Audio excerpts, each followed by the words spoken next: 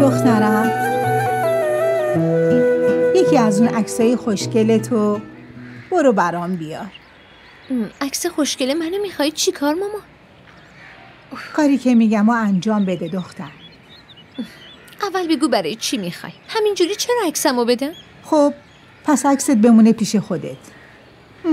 ماما یه لحظه، عکسو میارم ولی اول بگو جریان چیه؟ میدونی ولش کن، اصلا چیز مهمی نیست.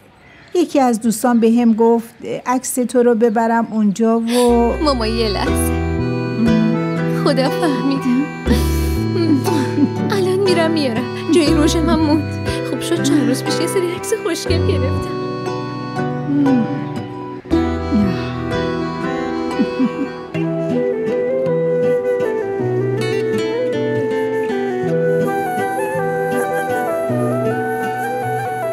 این چطوره؟ خوبه؟ اونو ببین، اونم خوبه. کدومش رو پسندیدی؟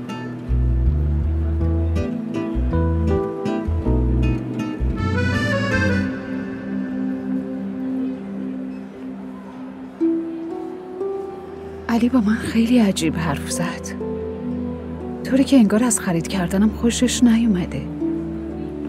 امروز برای اولین بار به جای شما به هم گفت تو، اونم با ناراحتی و عصبانیت. اینو به رامشا بگم یا نه؟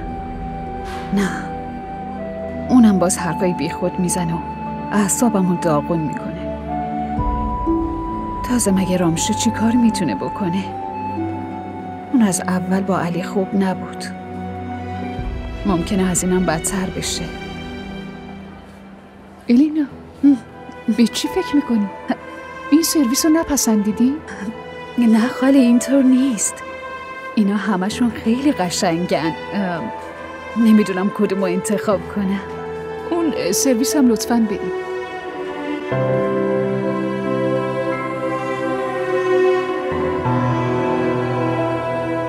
اینو ببین چقدر خوشگله. گردن بندش خیلی خوشگله. سلام به همگی.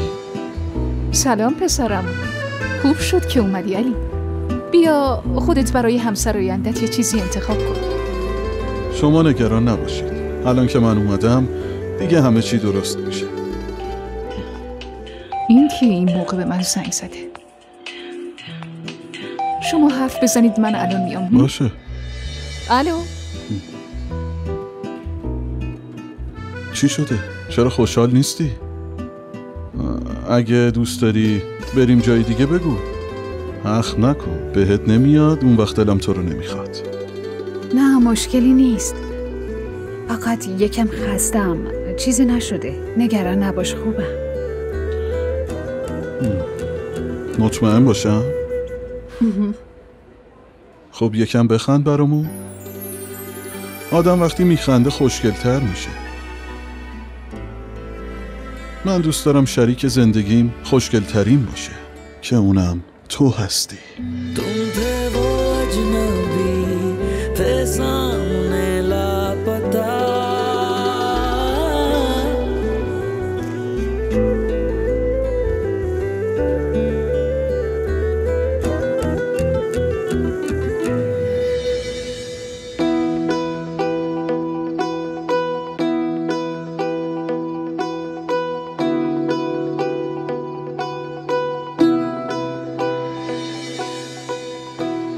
همه اون دخترها خوشگل‌ترن.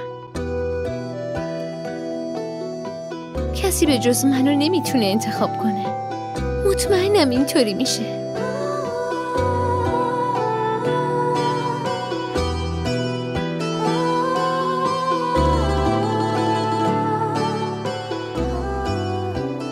همه فکر میکنن من از یه خانواده پول دارم. کسی فکر نمیکنه یه دختر خوشگل میتونه از یه خانواده فقیر باشه. درسته که خدا منو توی این خونه به دنیا آورده، ولی من سرنوشتمو با فکر خودم عوض میکنم. این عکس‌ها رو فردا به مامان میدم که ببره و به اون نشون بده.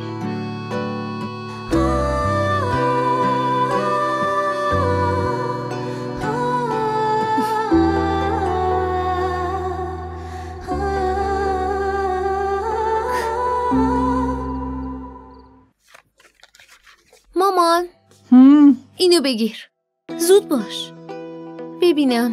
این هم بگیر. این چیه؟ این خوبه مگه نه؟ همش قشنگه. توی یکی خیلی معصوم افتادم. اونای دختر معصوم میخوان مگه نه؟ خب همه اینا رو بگیر، با خودت ببر و بهشون نشون بده. خوبه، کار درستی کردی. امروز قرار خونه آبجی فرو هم برم. اگه کار اونا درست شد پول منم خیلی زود به هم میدن. من منتظر شیرینی هستم. دخترم من تلاشمو میکنم، بقیهشو خدا میدونه. فقط عکسای ساده رو نذاشتم، با میکاپم گذاشتم، با لباسای مدرسه، با تیپ مهمونی، با ظاهری دختر خونه دار و باشه بس دیگه. من فهمیدم. باشه فهمیدم. خداحافظ. نگران نباش، مگه دخترت از بقیه کمتره؟ اینا رو ببینید، از خانواده های خیلی شریف، عکس دخترای خیلی خیلی خوب. من مطمئنم داداشتون از میون اینا یه نفر رو بالاخره انتخاب میکنه. آفرین به شما، کارمو 2 روزه انجام دادیم. متشکرم. خواهش میکنم شما عکس‌ها رو ببینید، من برای شما توضیح. نه من الان نمیتونم انتخاب کنم. یعنی بدون رضایت اون من نمیتونم کاری کنم، چون ازدواج حرف یه عمر زندگیه. شما این عکس‌ها رو بذارین اینجا بمونه. شب وقتی شهزاده اومد من باش صحبت میکنم و عکس‌ها رو نشونش میدم. از هر کدوم که خوشش اومد با شما تماس میگیرم، بهتون اطلاع میدم. خوبه؟ آره خوبه، اینجوری خیلی هم بهتره. بفرمایید چایتون رو میل کنید. آره من خیلی کار دارم، باید برم.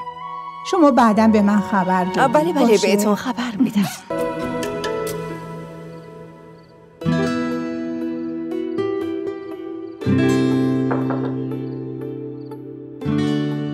آبجی شمایی؟ مزاحم که نیستم. کار مهمی با لپتاپ نداری؟ نه آبجی، بیا بشین. نیومدم که بشینم، میخوام حرف مهمی بهت بزنم. اینو نگاه کن، برات عکس آوردم. نگاه کن ببین کدومو میپسندی. نگاه کن دیگه. آبجی شما خودتون ببینید. ها عجبا، خودم ببینم؟ مگه من میخوام ازدواج کنم؟ تو باید ازدواج کنی. نگاه کن این چطوره؟ خوبه. خیلی خوب. این چی؟ این چطوره؟ خوبه. یه لحظه. این چی؟ چطوره؟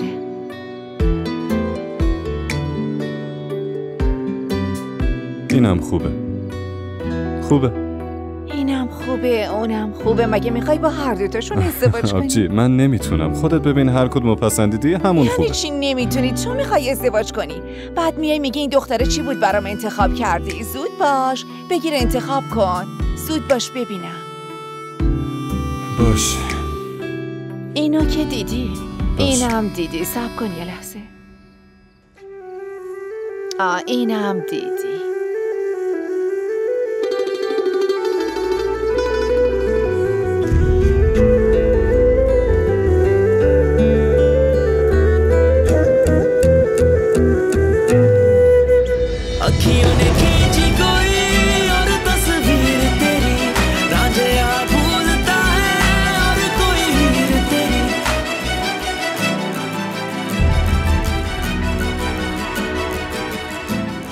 چی شد؟ از این خوشت اومد مگه نه؟ آبجی این دختره چی شده؟ این کیه؟